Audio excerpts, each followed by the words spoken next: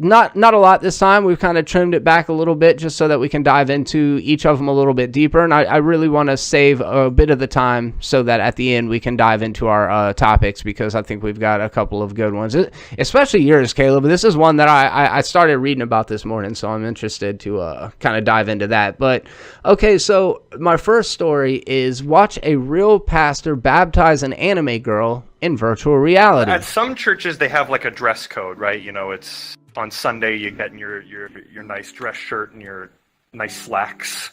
Would someone kind of like not wearing pants like this not be allowed? Or not wearing pants right now in real life. So how long have you been doing baptisms in VR? We did our first one, let's see, probably a year ago. Actually, one of the gals that did get baptized, she has a condition where she can't even leave the home. There is a website called Futurism, and it had an article talking about a pastor in this virtual community that I'm not familiar what this VR space chat room kind of thing is, but she was able to get baptized, and this wasn't the first baptism he'd performed in this I don't, do you call it a VR chat room? I think I think it's just VR chat. And so I kind of just wanted to get your thoughts on the idea of, I mean, do you think it's a legit baptism? Yeah, I think so. I mean, after watching, I didn't watch the entire video, but I watched about half of it. It's about a 10-minute video. I watched the first 5 minutes, and the preacher talks about he has a VR church, and he's actually brought up some really cool real world examples where he talked about a woman who was housebound. She couldn't leave the house, and he was able to baptize her, and she was crying over it because she thought it would never happen. And I think as everyone knows, I love VR for entertainment. I think for what it can do for the world is absolutely brilliant, and I do think it's going to be a big part of everyone's life in the future. And I think this is pretty awesome. It's giving the opportunity for people who might have time constraints or might have even social anxiety, even though this probably makes it worse, not getting out. But all these other things, it gives them opportunity to bond and be a part of a community that they might otherwise have a hard time being a member of. Do you think you can bless virtual water? Yeah, I would assume so.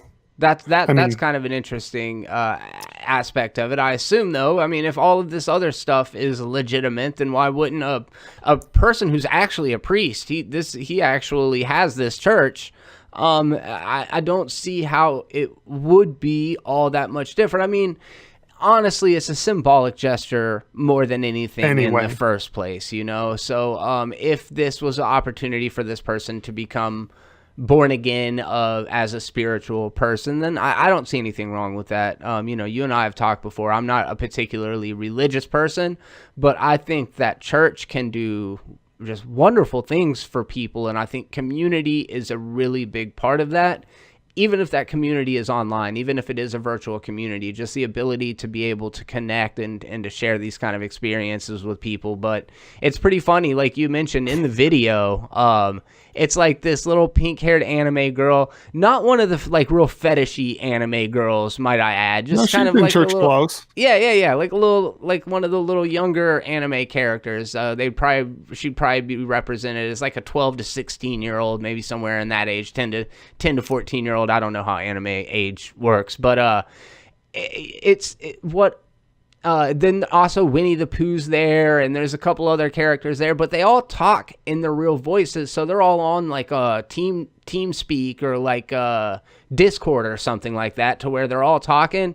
And one of I think it was Winnie the Pooh's like, "Do you think I could do a baptism with no pants on?" And then one of the other guys chimes in and says like, "I don't have any pants on now."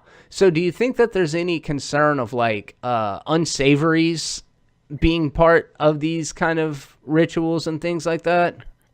I mean, there's always a concern with unsavories being a part of every group. Yeah. Whether it's in person. I can't tell you how many shitty people I've ran into who go to real church every weekend, and they're rotten to their core. Yeah. And so I think there's Yeah, the more I feel like there might be people who would do this just to troll people. That's I could see more being a problem than actual people really being unsavory coming to this. And then there's also the whole like catfishing thing. Like, is this minister, not this one in particular, but some other person that performed those rites, are they who they say they are? Is the person who, in the case of like of a virtual marriage, are the people that are getting married the people they say they are? But this is kind of universal all the way across the internet, especially as this deep fake stuff gets better and better. You know, it's hard to know who's who. Speaking of that, did you see the video of Joe Rogan on Donald Trump's face? No. It's a huge. I'll have to send it to you. It's pretty good. Like, it looks pretty real. It's Joe Rogan's face, but he looks heavier, and it's Donald Trump talking, and he's moving, and it looks like Joe Rogan. It's weird. Oh yeah, I'll have to check that out. And if you guys do want to watch that real pastor baptize an anime girl in virtual reality, I will post a link down in the description so you can check out the whole video on YouTube. Pretty interesting stuff. At least to get a little sample of it. I don't think either of us watched the entire thing. Yeah, no, it's interesting. It's not 10 minutes interesting. Yeah, right. Not like our hour and a half podcast is. Isn't that the truth? Yeah, I mean, shit. You get 2.5 hours. I did a panel yesterday out in Mobile. It was basically, and I hate to do panels where it's like how to be a YouTuber. I was doing it to support some friends who wanted to, I guess, share their experience on how to be a YouTuber. I don't feel like I am qualified to give that kind of advice, but yeah, there was a point to that story. I just can't remember what it was. I don't feel like either of us would be qualified on how to be a YouTuber. Oh yeah, that was the thing when I mentioned, you know, it just depends on what kind of content you make on how long it should be. We do 2.5 hour long podcasts and people just like groaned audibly in the audience. I don't think that's what they were expecting to hear, because like 3 to 5 to 10 minutes, I think, is kind of the norm, but neither of us want to compromise. We like what we do, so we do long form content and hope that people find it on the podcast feed. That's all I watch on YouTube is long form content. I don't watch anything underneath an hour.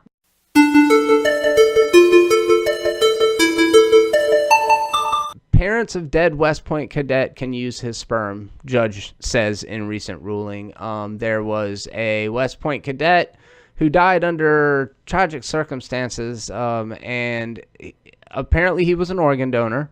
He had made tapes or video in the past that had indicated that he may indeed want to have children one day, and the grandparents basically pursued a court case to where they could actually obtain his seed to use to raise their own grandchild, biological grandchild.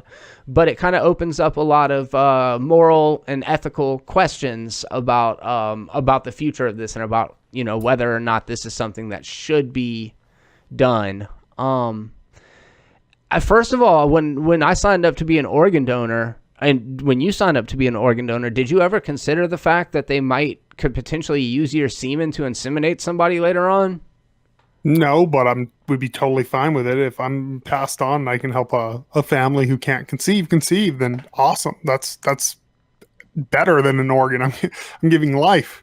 So I think it's pretty awesome. Yeah, when I signed up to be an organ donor, my thoughts were like eyes, livers, lungs, pancreas, so many snacks, so little time.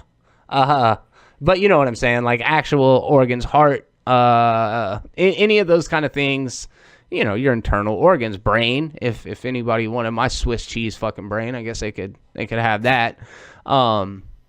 It might be able to make a primate more intelligent, but other than that, I think you might want to go with another brain other than mine. But so I don't know, man. It does kind of open up this question though about what kind of rights would the surrogate have? Should they be allowed visitation and stuff like that? That's going to be a hard one, because I feel like it would have to be something that you'd have to have legal binding documents before it even happened.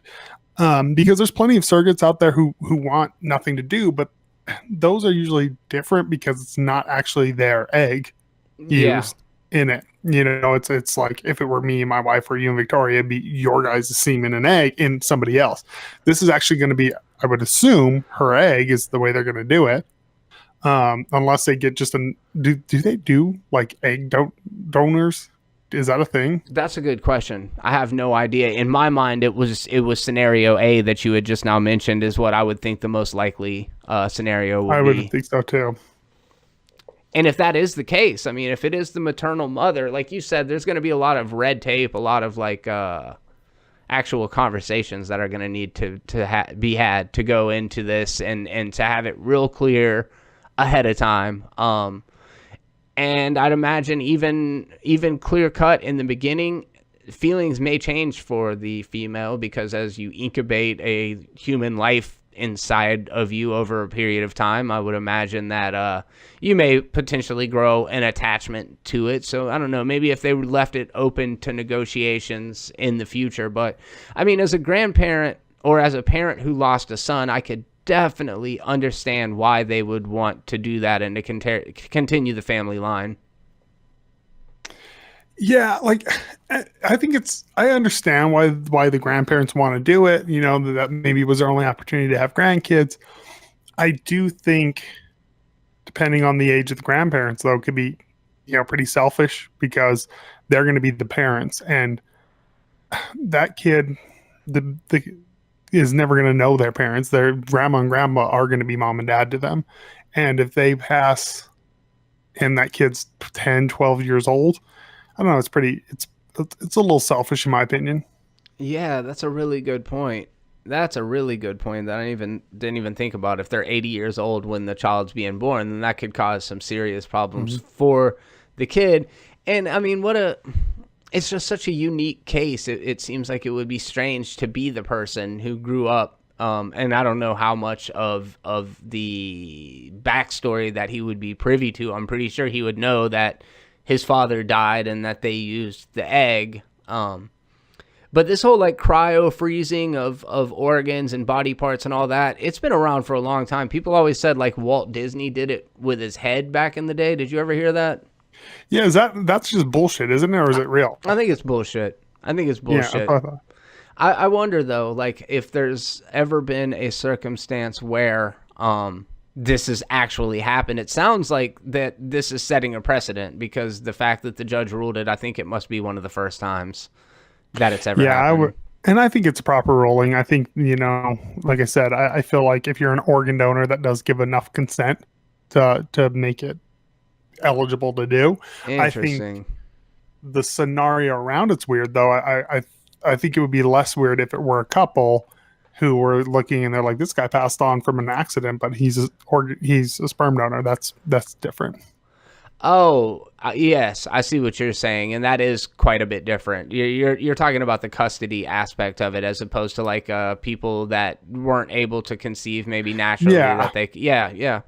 I see like that. If like a couple wasn't able to conceive naturally, and this was a way for them to conceive from some guy who's passed on, like I think that's a no-brainer. Why not? You know, help them out. It's just weird with the grandparents, and then having to find someone to most likely use their own egg to bring this. It's a bizarre scenario, but I think from a legal standpoint, it probably was ruled properly. Just to kind of drag this out, I had a kind of interesting philosophical question. Like, how much would you be concerned with the history of the donor? Would one sperm be as good as another sperm, or if you found out that the person was a fucking serial rapist, or versus that? This is a nature versus nurture kind of conversation. Do you think that it matters where the seed came from, or the sperm? 100%. I think, you know, mental history as far as, you know, mental ailments and also physical is something you need to take into consideration, because I tend to lean toward more nurture, because I think I've known people who've come from horrible families with a lot of these issues, and they're fine. They're very successful adults. But to deny the fact that any of this genetics plays a point in it is kind of crazy too. Yeah, I agree. I think it is a little combination of both. Yeah, I don't know. It's interesting. It's interesting. I'd actually love to hear your guys' thoughts on it. This is a definitely a conversation starter. If you want to check out the entire video that I learned about it from, I will post the link to the Philip DeFranco show down in the comments section below.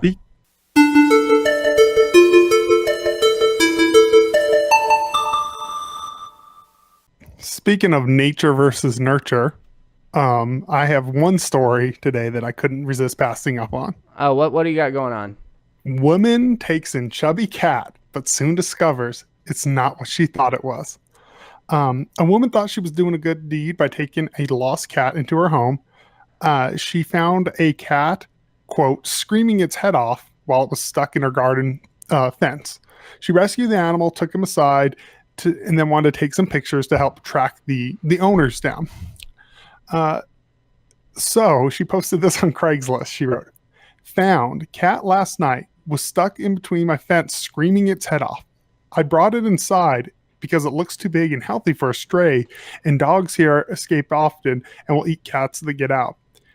It is very thick and has little stripes and spots on its legs and big white round spots on the back of its ears. Only thing that looks wrong with him is he doesn't have a tail. But it doesn't seem like anything new." And then went on to say, "He is very vocal and mean," with a bunch of exclamation points. I think he's a tabby and Bengals mix, maybe some Maine Coon, because he's just too big and chubby. I took most of these pics last night, so the lighting makes him look brown, but he's actually more gray. He was very hungry. Please, if you're this owner, contact me ASAP, in all caps. I cannot keep him because as cute as he is, in all caps, crazy, and has gotten into everything in that house in one night, and is, again in all caps, extremely aggressive. After seeing her ad online, everyone started commenting and saying, "Hey, you may want to get that out of your house because that is not a house cat. That is a bobcat." You have adopted a bobcat. Oh, man. What? This could have ended so bad. No doubt. And even if it was just a regular ass cat, you're not selling me. You're not selling me. Like, there's a lot of homes that would take in a stray cat or a cat that was found until you start calling it crazy in all cap letters and like it'll get at you. It's attacked me 6 times. It's very aggressive. What the hell, man? The picture she posted is brilliant. I'm gonna hold it up to the screen. You can kind of see it's this giant cat hanging from a dresser. It's funny that she knew what a Maine Coon was. She knew what a tabby was, but she doesn't know what a fucking bobcat is. That was my thing. It's like she was like, "I'm pretty well versed in cats, but not enough to know what a fucking bobcat is." Does she have other pets? Did it say? It didn't say on there. If she had other pets, she probably doesn't now after having No one night of this doubt. fucking thing in her house. Might want to at least consider getting some rabies shots for the rest of them. Jesus Christ. My thing is so it was tangled up in her fence. You know how if a cat is tangled up in something, how fucking violent they are, and they will freak out and scratch the shit out of you because they freak out. How the hell do you get a bobcat to calm down enough to take its head out of a fence? Do you suppose you can feed a bobcat just regular dry cat food? Yeah, oh yeah, you can feed a bobcat anything. It'll probably feed on your face later that night. That's what I was wondering. Oh, it's so hungry because it's normally tracking down large rodents to just eat the whole things. Yeah, that's what she did. She probably gave it food, and they're like, "Fuck, this is easier than hunting." And then it was just like freaking out and jumping out and attacking everything in her house.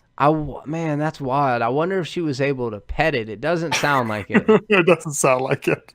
I wonder if you got a bobcat as a kitten, you could probably nurture it to be domestic, or you think at some point that cat just the instinct just kicks in.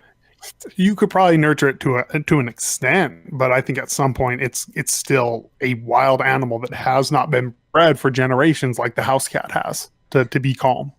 And, you know, we talk a little bit about animal attacks, and you, of course, remember a couple months ago, the man, the superhero that murdered that defended himself and killed that cougar while he was on the jogging trail.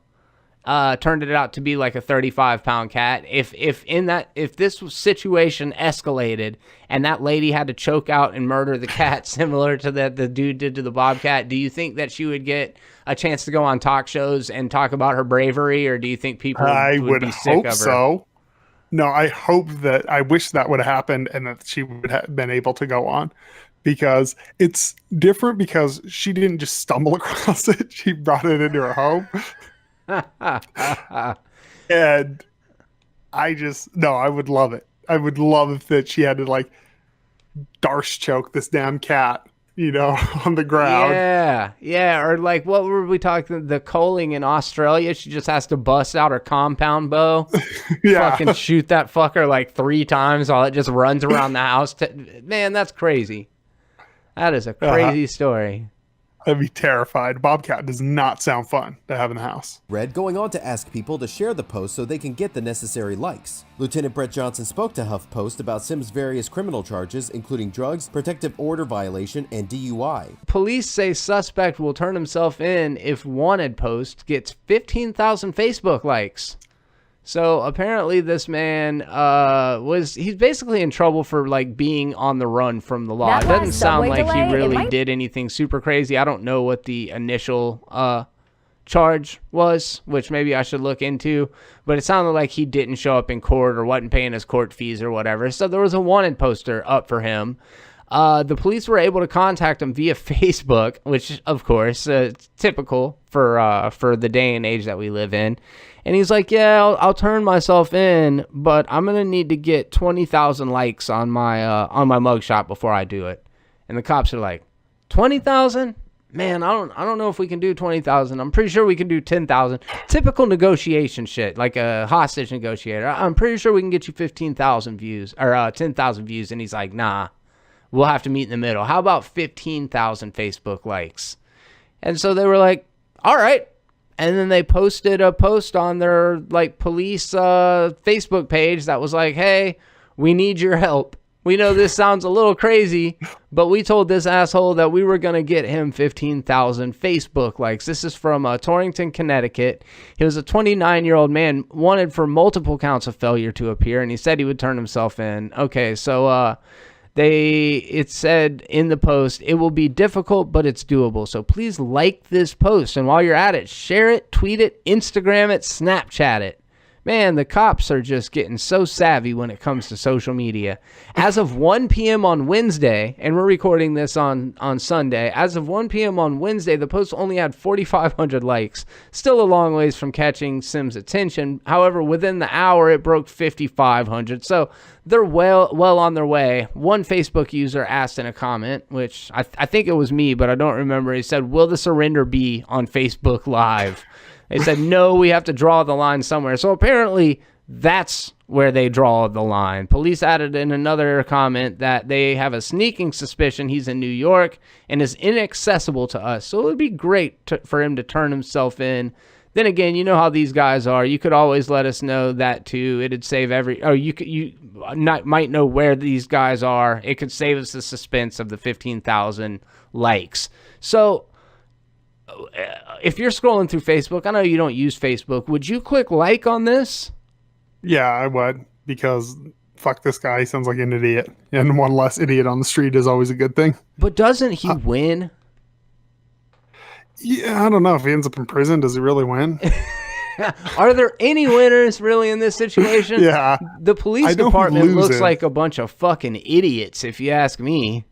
I was like, I know who loses, and that's us. Our police forces. I mean, like, why your mugshot too? Like, if he was an aspiring something, you know what I mean? Like, if he was a model or something, and they're like, look, if you can get my mixtape, this new single that I dropped, if you can get it up to 15,000 likes, I'll turn myself in because of street cred or whatever. But for your wanted poster, man, who wants that shit going viral?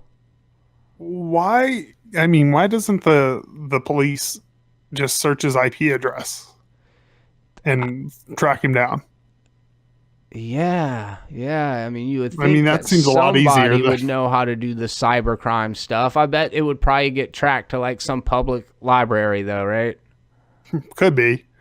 I mean, or it could be in his home.